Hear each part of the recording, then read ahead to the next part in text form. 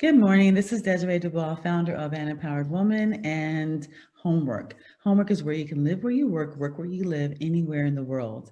And what we do is we acquire luxury style homes and build out the bedrooms to be live work suites for women professionals and entrepreneurs. They can live full time, part time, or as a drop in.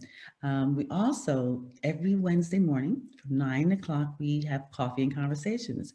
We bring different professionals that will share their products, their programs, and their services that are a benefit to our community. So today I'm excited because I've been working with crowdfunding lawyers since Homework. I utilized them to formulate the documents for Homework, which is 2017. And now they're working with us on our latest offering. And I want to introduce you to Nate Dodson with Crowdfunding Lawyers. Good morning, Nate. How are you doing today? Good morning, and thank you so much for the warm introduction. And it's truly been wonderful working with you, and really enjoy that. Well, I think that, yeah, the resources are so important in what you offer. So tell us a little, I'm sorry to cut you off. So tell us a little about yourself. I definitely will. So my name's Nate Dodson. I am a securities and real estate attorney. I've been doing it for well over a decade and a half and have actually a couple of different law firms, crowdfunding lawyers being one of them, 100% focused on securities. Through the other law firm that I have, it's really primarily on kind of real estate transactions and the financing side and the multifamily, both development as well as the investment side. So kind of have a breadth of experience across the board, have closed $2 to $3 billion in transactions over the years, and really just excited to be here. And my passion is education and honestly, entrepreneurship. I love going from an idea, a concept, to kind of massaging it, to creating that wonderful opportunity, then to see it all come to fruition, which almost always requires cash. So minor detail. Yeah, so I don't remember who it was that was mentioning entrepreneurship. This is really important to you because guess what? To start your business, to expand your business, to even get off the ground floor, you need to have capital. And the investing, it comes in two different forms, debt or equity.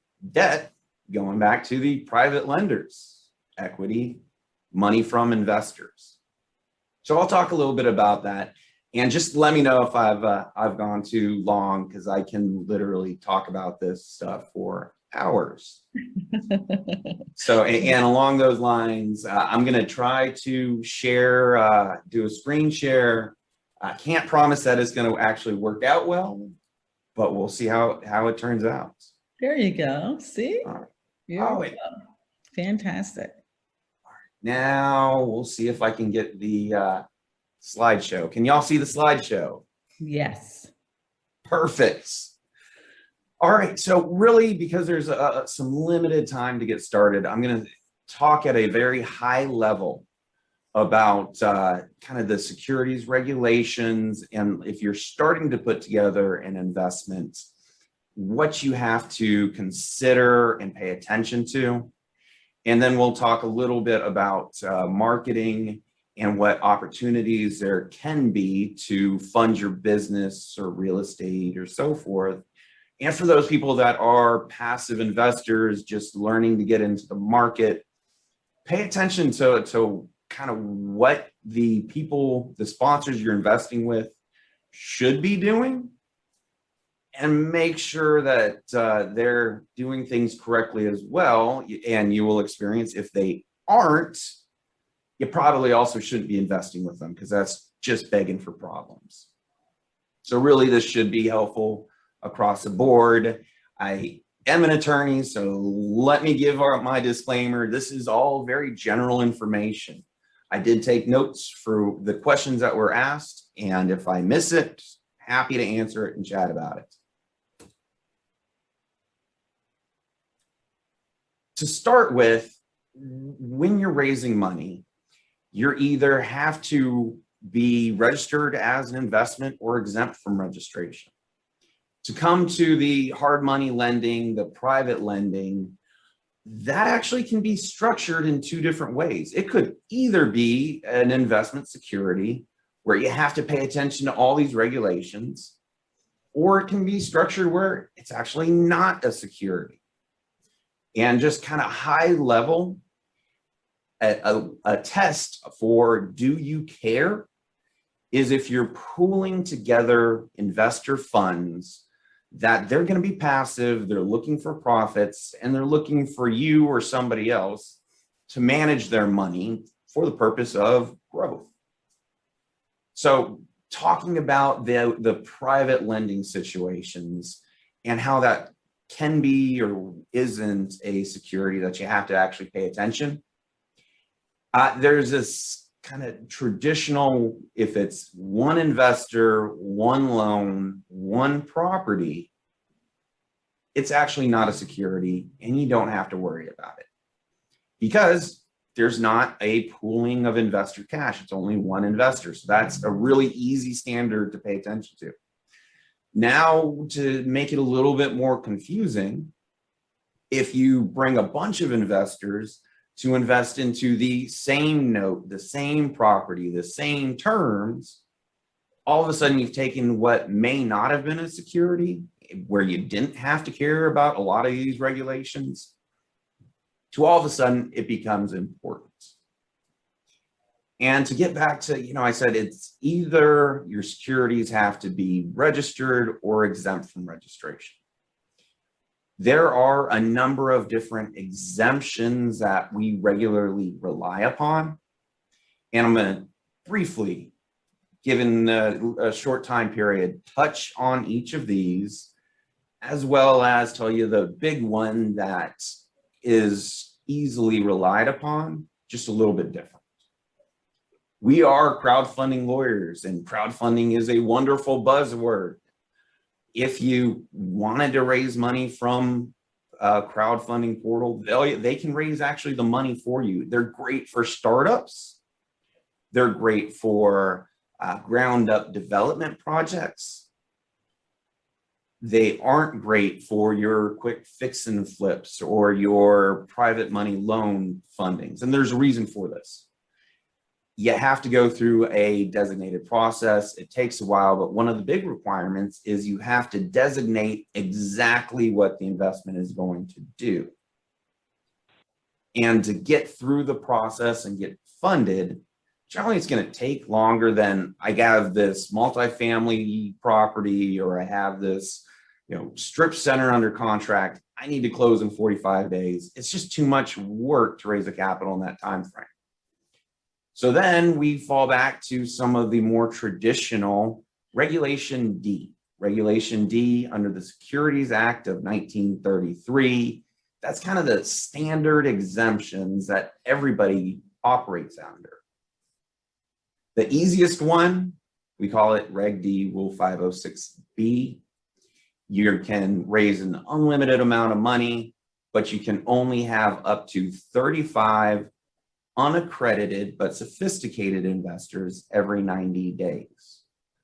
I'll talk about what accredited investors mean in a moment, but just to kind of differentiate it, what you're not allowed to do is advertise those offerings. They truly are private investments. 506C, Reg D 506C, that actually you can advertise, you can post on Facebook, online, et cetera, but you can only work with accredited investors. And then there's also a Regulation A that I'm not even going to talk about because it's a minimum of $20 million, maximum of $75 million.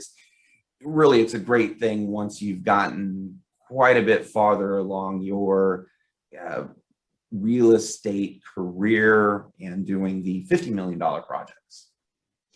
Now, the securities exemption that I don't include here, mainly because we don't help with it, there's a Reg D Rule 504, which under the SEC, you can raise up to $10 million. However, it is not exempt from state registration requirements. Most states have well, if you're only raising less than $1 million, they have a small offering exemption. Different states have different requirements. Some states are as low as 500,000, as an example, in Nevada. Most states limit how many investors you can work with, but really it's so limited in what you can do. And the fact that you have to pay attention to every state law that you have investors coming out of, we just generally don't deal with it a lot. Now, I had brought up for a few of those an accredited investor. What an accredited investor means is that they have a net worth of $1 million or more, or if they're single, make $200,000 a year. If they're married, $300,000 a year. Very important component for a lot of these private securities investments, because at the end of the day, that's going to define what you can do to market and where you can look for investors. And then I do just want to touch on, there's unaccredited, and then there's unaccredited plus sophisticated. Under that 506B, the securities exemption, where you can work with up to 35 unaccredited but sophisticated investors, there's a certain standard there that the investors, it's not just anybody. They actually need to be suitable for the investment. They have to understand what is going on through their past experience, education, background, or some other advisor that's there to represent their interests, just so that you don't sell it to anybody. Now, with the regulation CF, the regulation crowdfunding, or the regulation A, you can still sell to unaccredited investors. Don't care if they're sophisticated. In those laws, they actually cap the amount of money that can be invested. So from the legal sense, the SEC is just simply less concerned about those people being taken advantage of. Not that they can't be taken advantage of, but it's to a limited extent. I brought up this 506B. At the end of the day, this is the most utilized securities exemption. You don't have to pay attention to the state laws. There are certain filings that take place, but it really, as long as it qualifies under the federal guidelines and it's marketed properly, it is absolutely the most used and useful securities exemption to fall under. We call it friends and family, because you can't advertise it online. As an example, if you had a list of business associates, family, friends, that you have they call it a pre-existing relationship, yeah, you can send an email blast to just them, but you can't send it to an unlimited, unknown group of people. And to give you a real, here's an example that I'm quite literally, we're having to clean up this week. Had a client, he opened up his, it's an apartment complex investment. He did it as a 506B.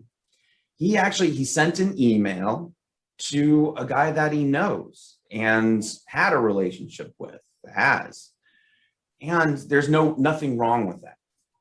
But then what that guy did is he blasted the exact same email out to his list of 12,000 email recipients, none of which had a relationship with our client.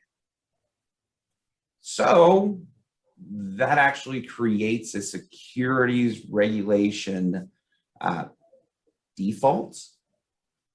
And we actually had to go through retracting the communications, getting sent out to the same 10,000 people. We're sorry, you weren't supposed to receive this. And now we are redefining, we're amending the offering to be this Reg D Rule 506C, which actually does allow that exact same type of advertising. Just you can only work with accredited investors, only the $1 million net worth or greater. And there's a verification process that's required.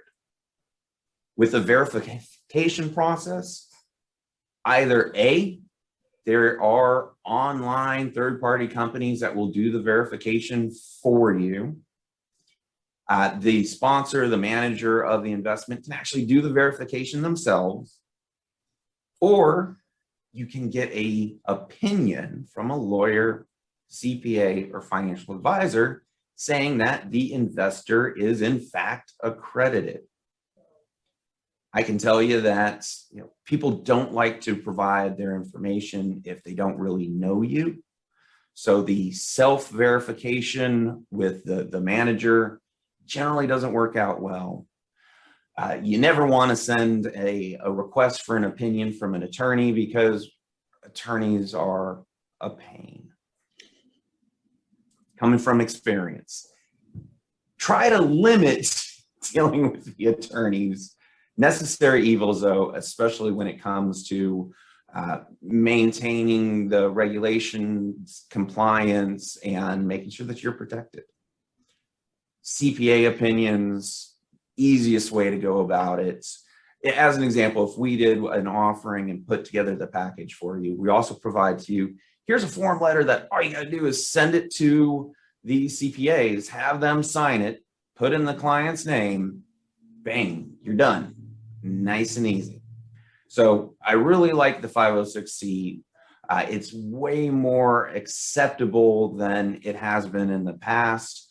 People are just more used to finding investment opportunities online. So it is, it's definitely the wave of the future. All right, and then to really talk about, you're starting to work with your own investors. What can you say? Should you say? Should you absolutely not say? And when can you do it?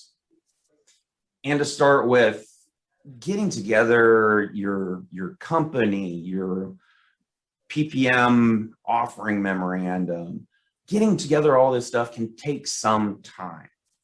And if you're under a 30-day closing, there's just quite literally not the time to go through the process, get everything put together, have everything launched, and now you start talking to investors and, hey, you got to close in 3 days.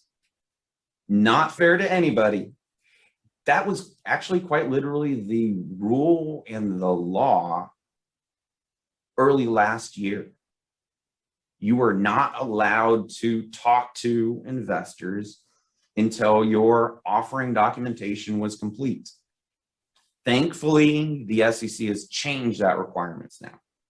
They call it testing the waters. Now you have your idea, your game plan, you know what you're trying to acquire, build your startup.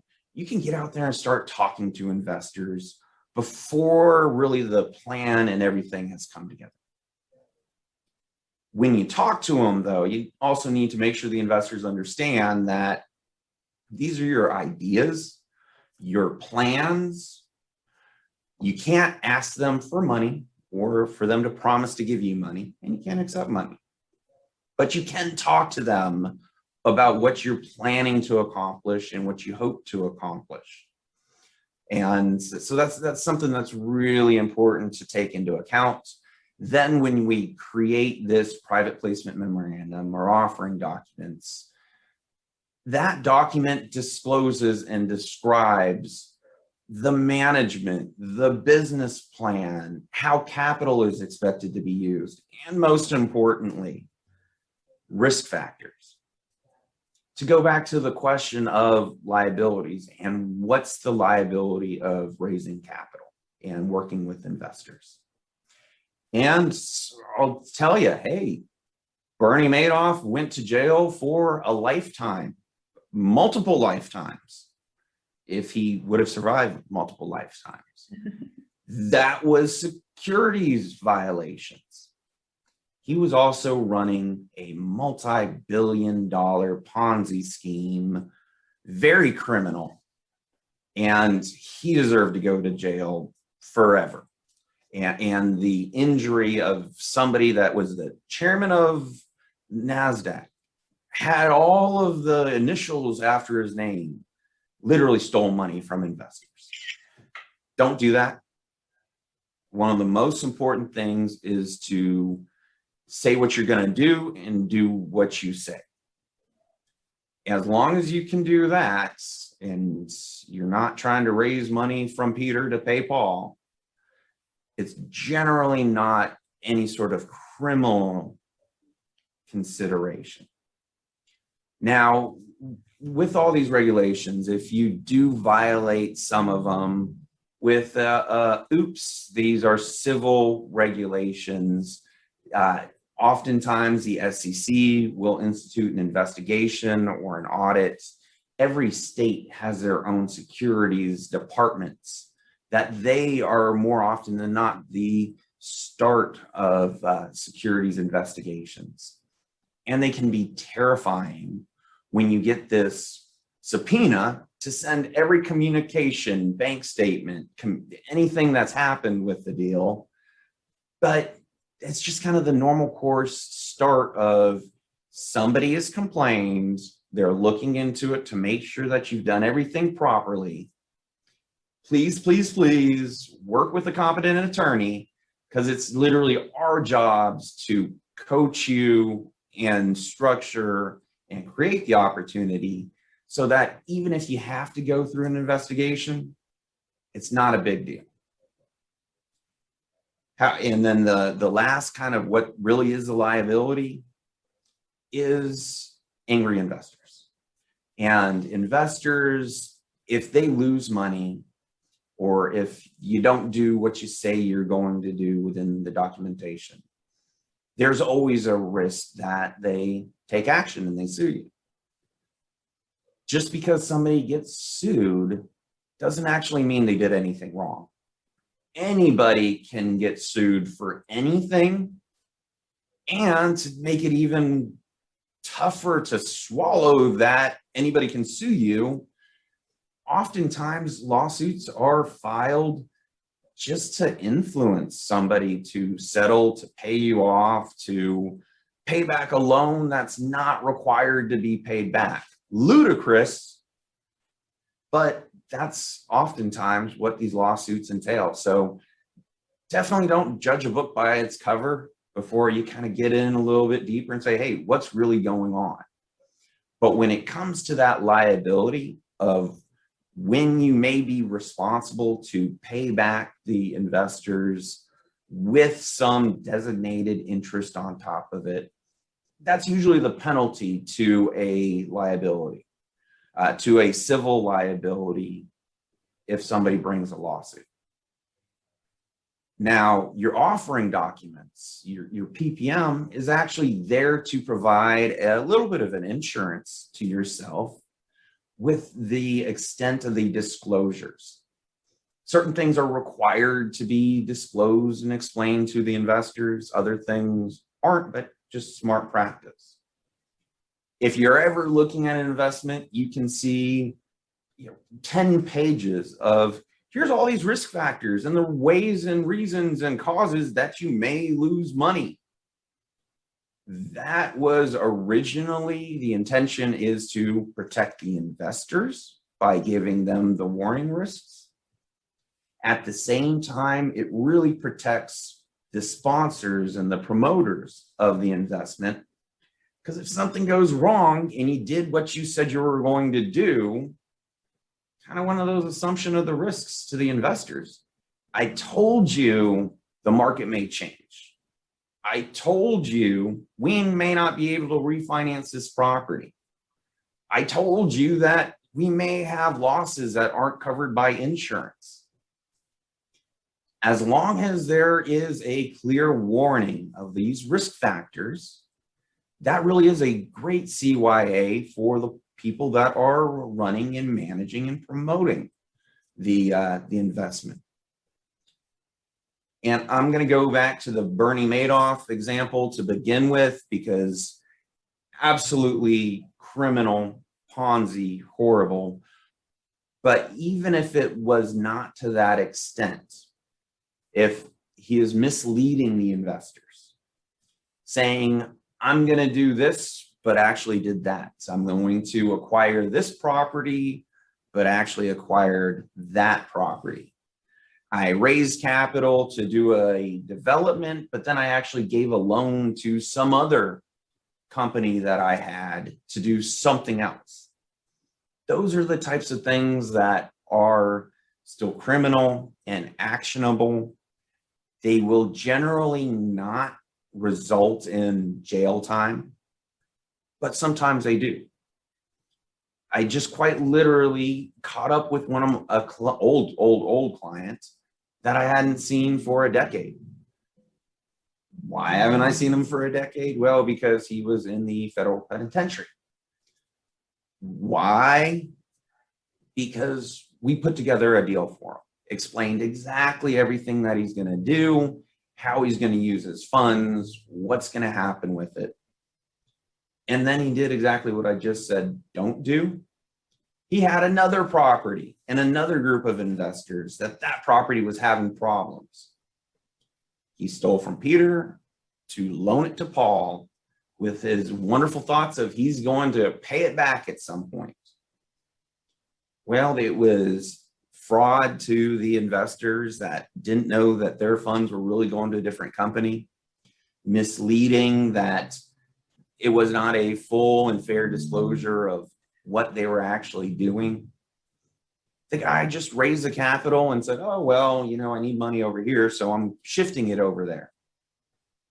And that actually cost him about 7 years of his life. These are very important things.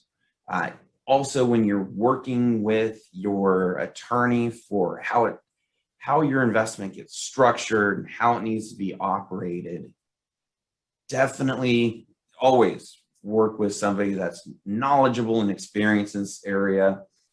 It's very touchy. There's a lot of different regulations to pay attention to.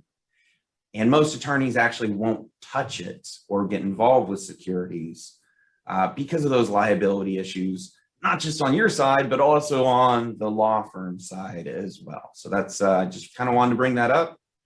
There's definitely liabilities. Working with qualified legal counsel should minimize that. But at the end of the day, the golden rule, say what you're going to do and do what you said. And as long as you can accomplish that, your liabilities truly are minimized.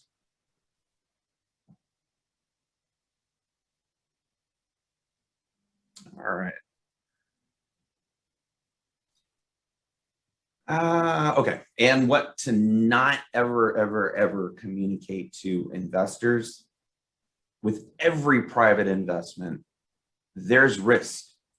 Nothing is safe. Nothing is guaranteed. There's no promises of returns. Can be statements of expectations. Let's go to the private loans, the hard money loans. I can tell you all day, we're doing this hard money loan. The interest rate's at 12%. Put in 100,000. At the end of the year, you should have 112,000.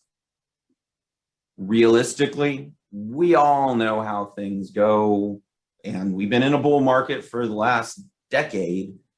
Hopefully it goes on another decade. But if the real estate market turns, all of a sudden there may be a wave of workouts, loans that go into defaults. Around the 2008, 2009 time period, I was actually living in Las Vegas. And I know a lot of y'all are in Southern California. And, a dozen years ago, that real estate market was so difficult. And when the price of a house falls by 50, 60%, there's not much that anybody could do about it. And I will remember this till the day I die. In Las Vegas, there was this construction going on everywhere because the real estate market was so hot and so amazing. And then some attorney got in there and started coaching all the contractors to, even if you haven't done the work, file all your liens. And so these guys filed all their liens, and the lenders said, hey, we can't give you any more loans until the liens are paid off. And it created this real rapid downhill spiral of loan defaults. You expected a loan to get paid off by the construction of a building, but because of what the contractors did, the lenders froze the credit markets, and all of a sudden there were just sticks that were in the dirt. Nothing else happened for many years. Nothing is for sure. It is all about the best bets and expectations. Now, to talk just real quick, and this is not securities, but it's something to really think about in the real estate market. Right now, unbelievably low interest rates. We all have expectations of inflation in the future. There are still some amazing opportunities in multifamily, Airbnb, kind of the shorter term rentals.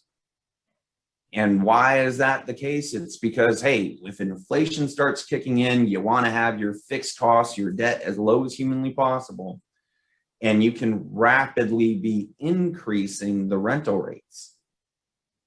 To give the other side of the coin, I actually built the building that our office is in. I do real estate development as well.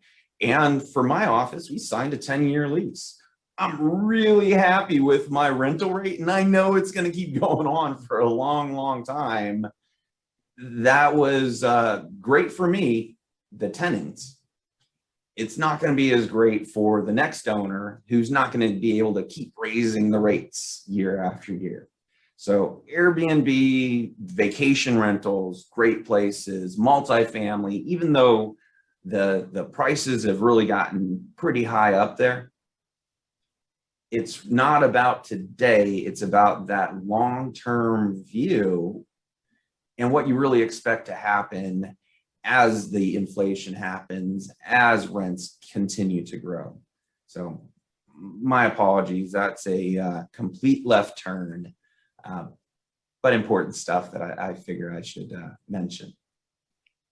You're doing great. Thank you. Yeah, well, thank you. I'm just going to burn through some of these so we don't spend all of our time. Yes, you can get warnings. And okay, I'm going to talk. Okay, this is really, really, really important. If you don't do things properly with the marketing as well as the securities regulations, you're always at risk that somebody, that a regulator can serve a cease and desist, take you to court, get an order that you cannot sell securities anymore. There are rules within the Regulation D as well as other securities exemptions that if you have serious securities issues from the past, with a state regulator or the SEC, or felonies, you can never work in the private investment world if you are a promoter, a manager, or if you have a greater than 20% interest in the investment. So doing everything the right way, right up front, is not just important for the deal you have in front of you, but actually for your entire career. So just important things to pay attention to. And to touch on actually marketing and advertising and how it works and what you're actually allowed to do. If this is your investment, you are the manager, you are part of the management team, there is, they call it the issuer exemption. What the issuer exemption is, you're not getting paid to raise capital. You have responsibilities for the company that extends well beyond just raising capital. You don't have any of these reasons, they call them bad actors. Any of the reasons that you're barred from being able to raise capital or work with investors. And you can only be working with one issuer on an annual basis. And as long as you have that, you're not required to be licensed. If you're trying to raise capital but aren't licensed, there's very limited things that you can do. And one component that people oftentimes really get hung up on is people paying or asking for commissions to raise capital. That is a huge no-no. There is an entire regulatory framework they call it broker dealers. It's regulated by FINRA, which is like a private SEC. And they only regulate the professional money raisers. So they call them broker dealers. You can contract with them to sell your investment in their product.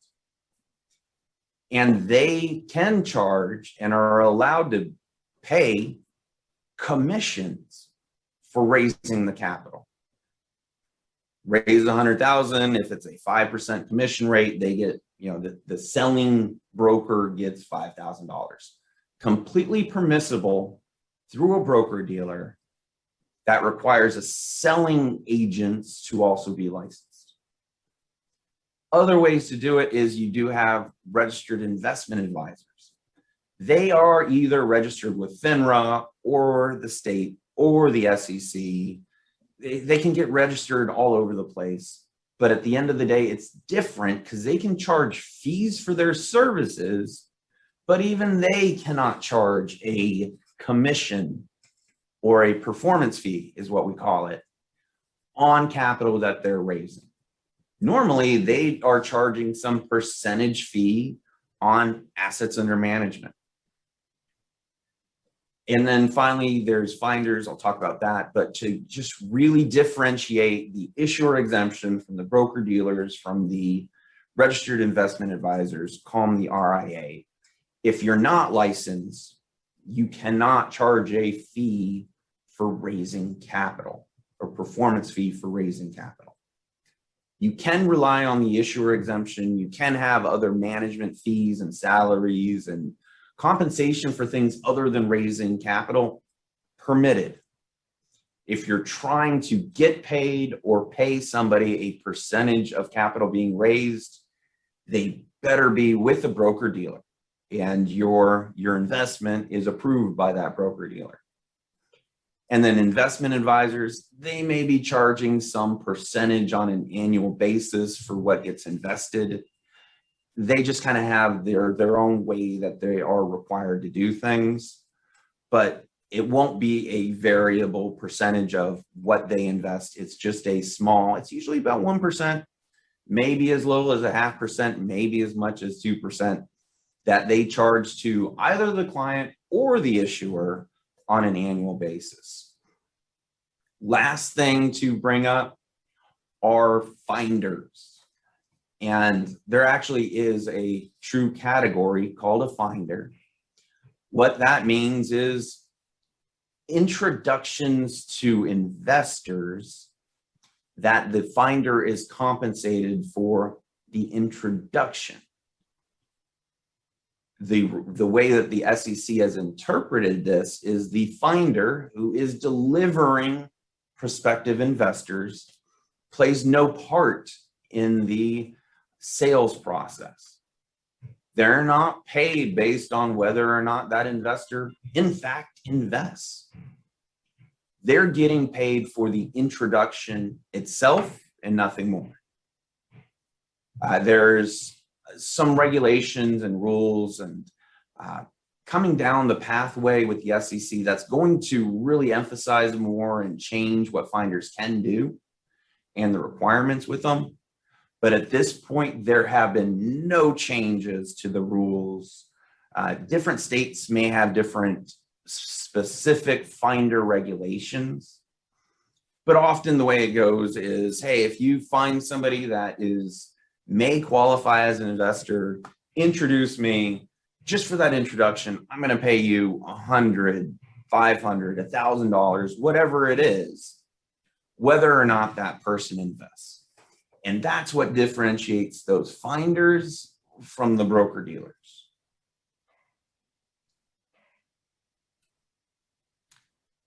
And you know what? I know I've gone well beyond. No, it's just, I mean, you could actually, you said you can talk for hours. You can tell. I could listen for days. Well, I will not subject you to that, but I will put up my information. If any of you want to chat, dig in a little bit deeper, you can always email me.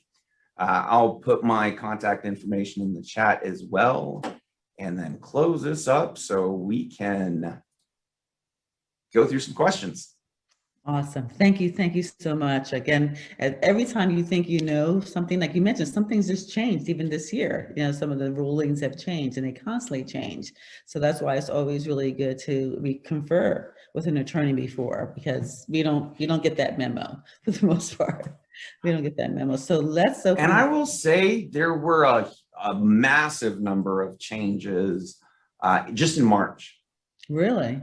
Yeah, I mean, really huge changes, such as that 506B. You used to only be able to have up to 35 unaccredited investors. Now it's 35 every 90 days.